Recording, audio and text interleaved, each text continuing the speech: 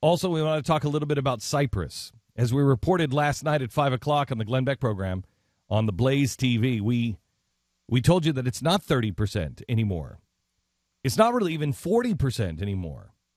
What they've done in Cyprus is they have closed and frozen the bank accounts. They have taken the bank accounts, frozen them.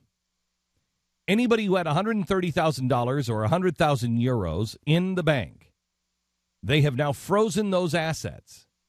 And they are only going to take 30 to 40%, they believe, 30 to 40% of those assets to pay down the debt. Now, let me ask you this. When we were talking about this morning, I think it kind of clicked in with a lot of the staff today. Wait a minute. What? I think it kind of really clicked. I mean, Pat was already talking about going to get his gun and going to Washington. And I'm like, it's in Cyprus, Pat. It's in Cyprus. It's not happened here, ... yet. But now, as we told you last week or 10 days ago, this was the beginning. This was the Petri dish. And as soon as they got it through Cyprus, they would do it in other countries. Well, they announced today that the central bank, the European Central Bank, has announced that they're thinking about doing this now in Spain, in Greece, in France, and where was the other one, Stu? Italy. And other European countries. And, quote, other European, to save the euro. I mean, I don't know how they get away with it. You've lost your sovereignty. Remember, the guy who started the euro, the guy who dreamt this up, he said, look, we're going to start the euro, and everybody will, they'll still retain some of their sovereignty until there's a national emergency, until there is a banking crisis, and then we will cobble everybody together and we'll collapse it and then restart as one nation. So, I mean, this was the plan from the very beginning. That's the plan as stated by them. This is one of those things where conservatives and people who actually care about their nation's sovereignty looked like maniacs when this thing was started and complained that they were giving up their sovereignty. And then years later, when it happens, no one remembers. Nobody remembers. No one gives you points for that. Right. That's what's so frustrating. And you about don't. This. And the problem is, you don't want points for that. I mean, nobody wants to be right. All of the things that we have told you that have now happened, we don't want points. We would like people to remember, so we can gain credibility because we can tell you what's coming next. But the point of standing up when it's hard to stand up and you look like a freak is so when you're right, people remember it and they believe you next time so we can stop it the next time it's coming around. Correct. But that doesn't seem to happen anymore. No, I don't know. Well, I do know why. The media is just totally out of control. I mean, can you imagine what will happen? And it will happen. It will happen. Can you imagine what people will say if all of a sudden they seize 30+% of your bank account? And they say, well, you're rich. You have over $150,000 in the bank.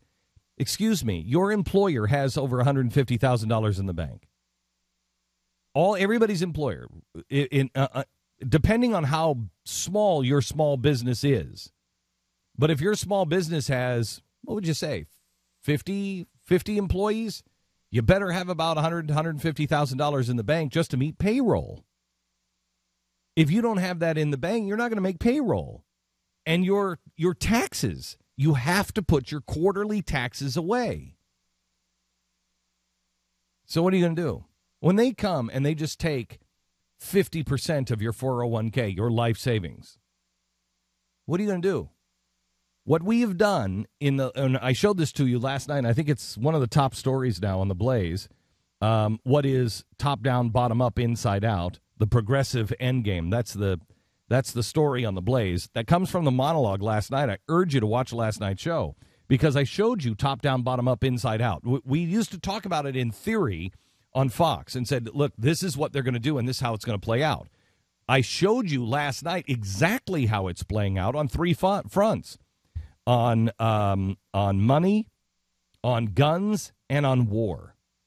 Those three things are playing out right now. Top down, bottom up, inside out. The top is coming down and saying, we're just seizing your assets. It's causing the bottom to rise up. which will cause the top to come down even further. And it's turning everything inside out. And we showed you last night.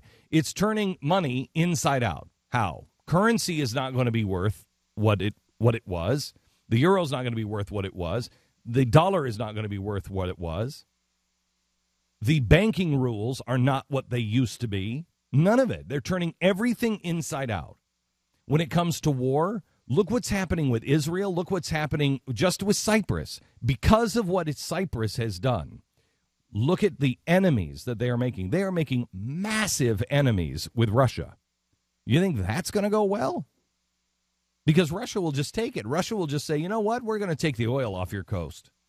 And then what happens?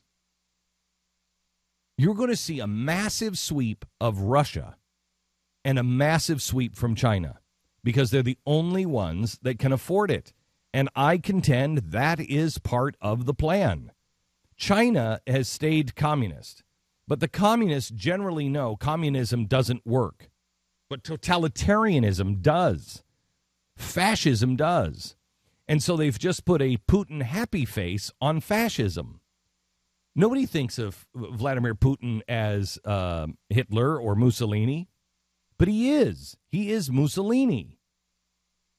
He's making his country work. What? And that's the difference between communism and fascism. One doesn't allow any personal property whatsoever. The other does. And even China is a hybrid now. It's a new kind of statism. And that's the model of the future. And you will see Russia and China being the world's leaders, at least until radical Islam takes its pound of flesh. I don't know if we're just giving up to radical Islam. Maybe we are. Why should Russia kill all the Jews when they can have radical Islam kill all the Jews? They get what they've always wanted. You've got to take the United States out.